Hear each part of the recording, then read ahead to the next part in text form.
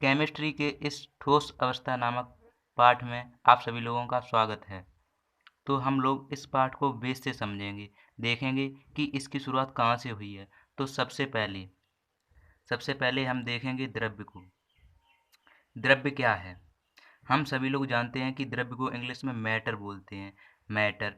और वे सभी वस्तुएं जिसका हम अनुभव अपनी ज्ञान इंद्रियों से कर सकते हो, यानी जिसकी उपस्थिति का अनुभव हम अपनी ज्ञानेंद्रियों से कर सकते हैं, उसको द्रव्य बोलते हैं।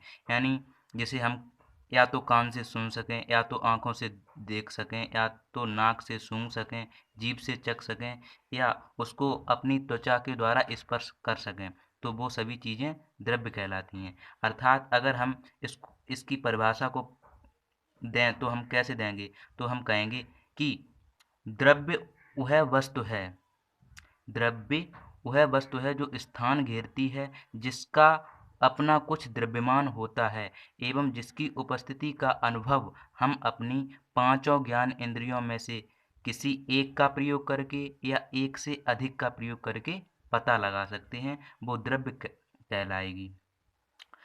तो आप सभी लोग जानते हैं कि सभी वस्तुएं द्रव्य होती हैं जिनमें द्रव्यमान होता है, अर्थात जिन वस्तुओं में द्रव्यमान होता है वे वस्तुएं सभी द्रव्य होती हैं, और जो द्रव्य वस्तुएं होती हैं उनमें द्रव्यमान अवश्य होता है। एक दूसरे के विलोमता ये सत्य हैं।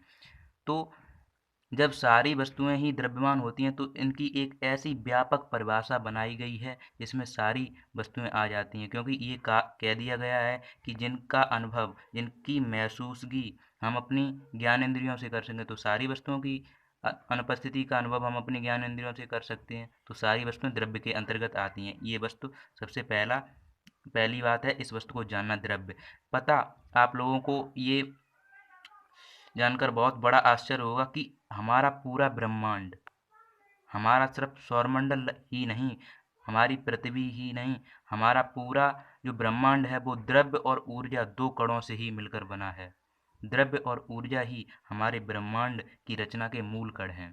तो द्रव्य की ऐसी परिभाषा, ऐसी व्यापक परिभाषा बनाई गई जिसमें सारी चीजें आ जाएं। अब थोड़े आगे बढ़ते हैं। द्रव्य को तीन भागों में, ये द्रव्य की भौतिक अवस्थाएं होती हैं। भौतिक यानी कि जो हम देख सकते हैं। द्रव्य की तीन अवस्थाएं होती हैं। प्रत्येक द्रव्य की, सारी वस्तुएं द्रव्य होती हैं और प्रत्येक द्रव्य की तीन अवस्थाएं होती हैं, ठोस, द्रव और गैस। भौतिक अवस्थाएं ये होती हैं, अर्थात इनको हम देख सकते हैं।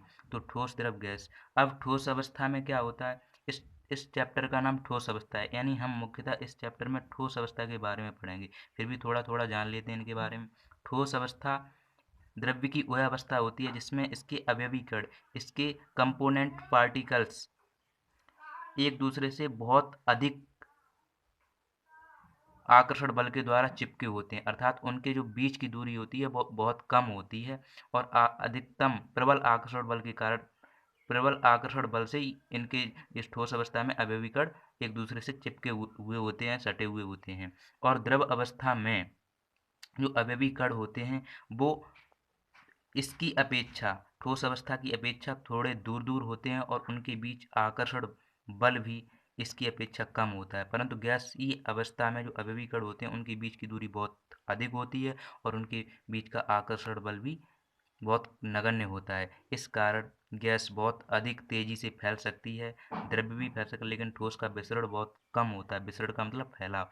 अब ठोस पदार्थ की वह अवस्था है जिसका आयतन एवं आकृति दोनों निश्चित होती है। आपने देखा होगा कोई ठोस पदार्थ जैसे कि लोहे का टुकड़ा, बर्फ का टुकड़ा, तो उसकी आकृति अर्थात उसकी शेप एंड उसका आयतन, उसका वॉल्यूम, वह जितना स्थान घेरता है उतना ही घेरे रहेगा।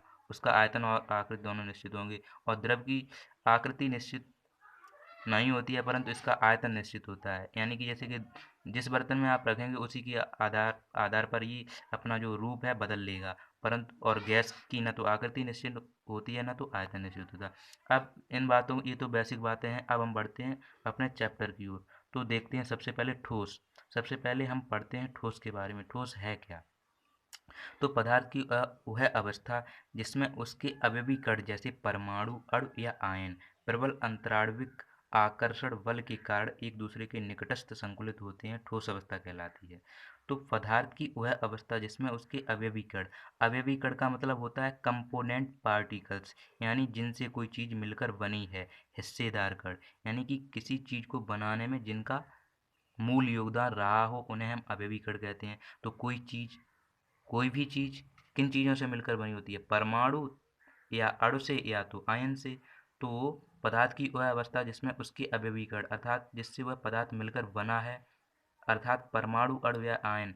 प्रबल अंतराण्विक आकर्षण बल, प्रबल मीन्स मजबूत, और अंतराण्विक, अंतर मीन्स भीतर, आणविक यानी कि अणुओं के भीतर लगने वाले बल के कारण एक दूसरे से निकटस्थ, निकट मीन्स पास, अस्थ मीन्स स्थित होते हैं, संकुलित होते हैं। ठोस अवस्था संकुलित में मतलब एक दूसरे के पास होकर एक दूसरे से गुथे हुए, एक दूसरे से चिपके हुए होते हैं, ठोस अवस्था कहलाती है। तो बस इतना ही आज जानेंगे।